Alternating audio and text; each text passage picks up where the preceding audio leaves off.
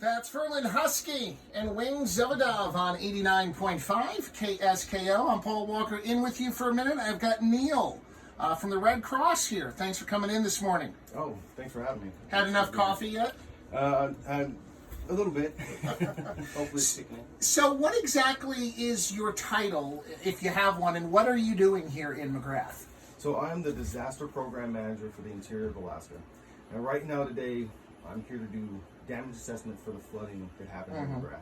And while you're here, what can you do and what can't you do? Because I'm sure there's some limits and stuff like that. What can you help people with? Stuff like that.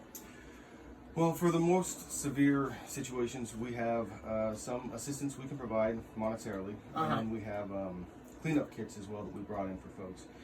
The big thing is we want to make sure we assess the damage and then do casework that will help us determine what kind of assistance we can provide. So that's we got a two-pronged kind of a thing going on today that we're going to try to get knocked out. What are the most common questions you get asked when you come out to a community like this, or the most common things you deal with? What should people be doing right now? The big question I get is, does my house qualify?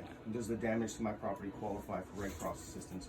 And the big part I want to drive home is that the Red Cross is about immediate life-saving assistance. So I realize we're coming in a week after the fact, but that doesn't mean that people weren't displaced. Doesn't mean that people's groceries weren't destroyed, that their clothing wasn't destroyed, and they're going to need shelter, food, clothing, that kind of thing, to get to that long-term recovery phase. And we don't do the long-term recovery phase, so that's going to be, like I said, we talked about the state assistance a little bit earlier, so that's going to be more them. But that's kind of the biggest thing, is what qualifies and what doesn't. What should people be doing right now if they think they need or qualify for short-term and for long-term help? What should they be doing? Well, right now we're stationed out of the school. So if they have any questions, come to the school. We're already, we've got everything kind of set up to do casework there. I'm going to put on my vest, and I'm going to be around the town. If you see me and you have damage or your neighbor has damage, please wave me down. The other thing is addresses. In these small Alaskan towns, sometimes addresses are hard to come by. Yeah. And I've noticed that sometimes, depending on who you ask, it's a different address.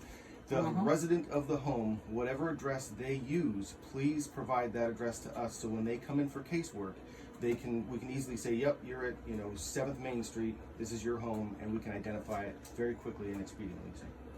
And what should people be doing if they need long-term help? Because you said you guys provide immediate disaster help. What should people be doing long-term? You handed me a flyer a little bit earlier.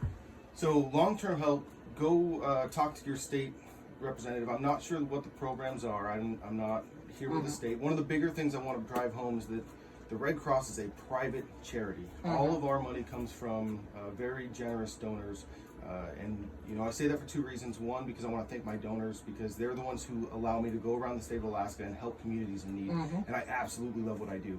The second aspect is the fact that we are not part of those state programs. So do not think just because you're not qualified for a Red Cross program that you're also not qualified for a state program. Or if you are qualified for Red Cross, that disqualifies you for a state program. Please, everyone out there, go talk to the state. There's some flyers. We'll be handing them out of the school. I left one here with you guys. Please get in touch with the state and see what they can do for some of these more bigger damages to your property, because we're not going to be able to assist. I think if all else fails, ready.alaska.gov, if you have internet access, is one place to look for longer-term assistance. And if you're just completely lost, reach out to our illustrious city administrator, Sarah McClellan Welch. If you don't know what to do, where to go, what you need to do, contact Sarah, and she can point you in the right direction, I would assume. So that would be that. We are going to replay this interview at about 12:45 this afternoon. Neil, thanks for coming in to talk to us today. Well, thanks for having me. All right, coming up next at 9, it's Denali Jam with Ann from 89.1 KRFF in Fairbanks. Ralph is going to be here at noon. I'll be with you at 2.